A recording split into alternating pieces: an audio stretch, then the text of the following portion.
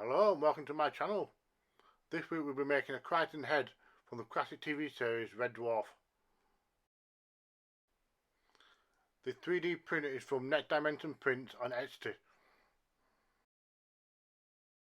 It's full size and a pretty good likeness for Robert Llewellyn.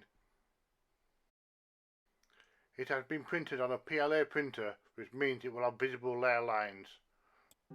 Even though the print copy is very good, those lines do need removing.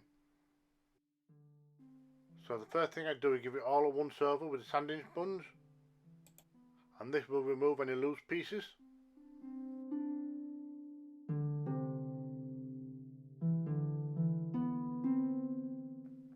The only place where the layer lines are bad is right on the top of the head, so I'll fill them in with some model filler.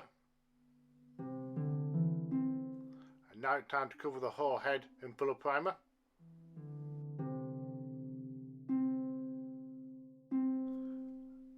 Then I sand the whole head and spray it with filler primer again. And yes, it's a lengthy process, but this is how you get to the lines.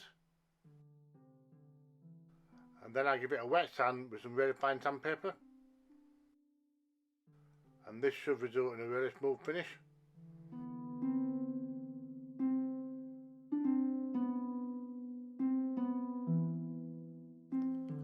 I trim off all the excess plastic on the neck. And I should really have done this before I started painting, but oh well.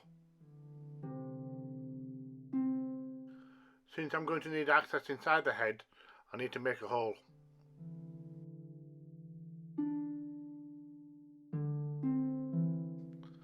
This took a little while, but eventually I made the hole big enough to get my hand in there.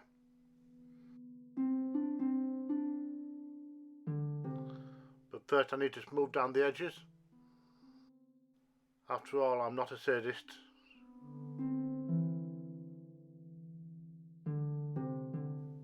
And the next step is to drill out the eyes, because I will be replacing these.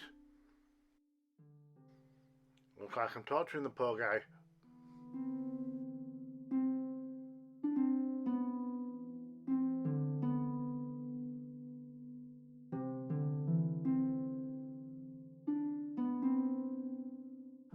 And this is what the inside of a 3D printed head looks like.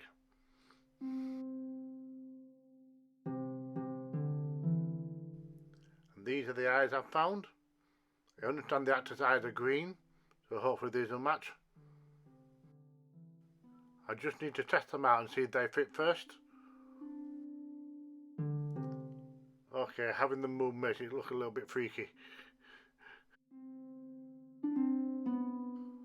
Right, I then go ahead and spray my flesh colour.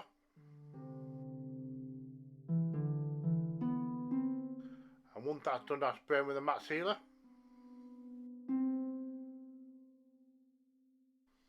There is a mesh that goes on his ears, so I cut out a paper template.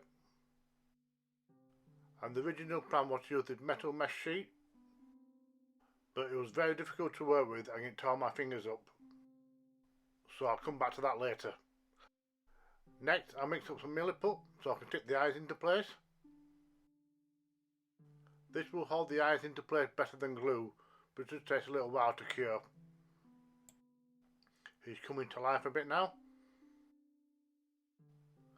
I found some of this spongy stuff online and I'm going to use this to make his neck collar.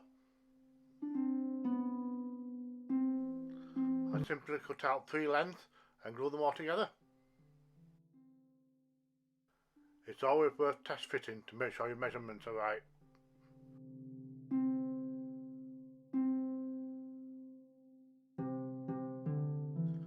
And that went together quick and easy. And now to move back onto his ears to get him finished. And now for the ears, I'm going to need a sieve.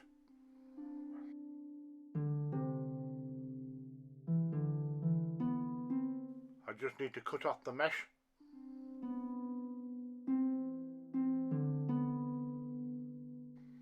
I wasn't sure how best to do this for a long time. Then eventually I decided to mix up some milliput, fill in the hole and stick the mesh on top of it. So I put some milliput down until it's flat to the edges. And I've already pre-cut the mesh to the right size.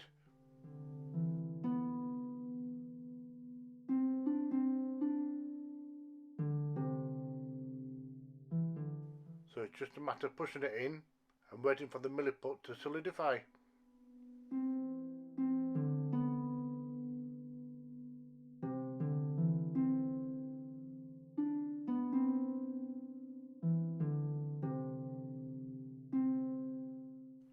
I'll apply the same process to the other ear, wait overnight, and then it's finished.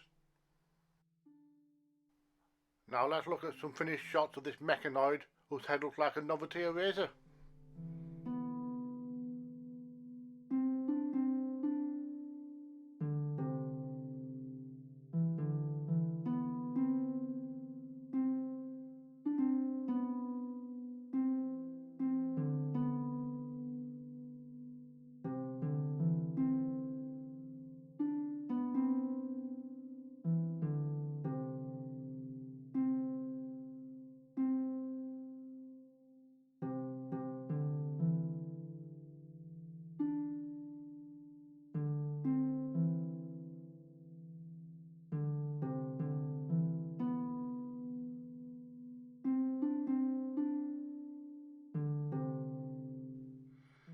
Thank you for watching. Don't forget, if I can do it, so can you.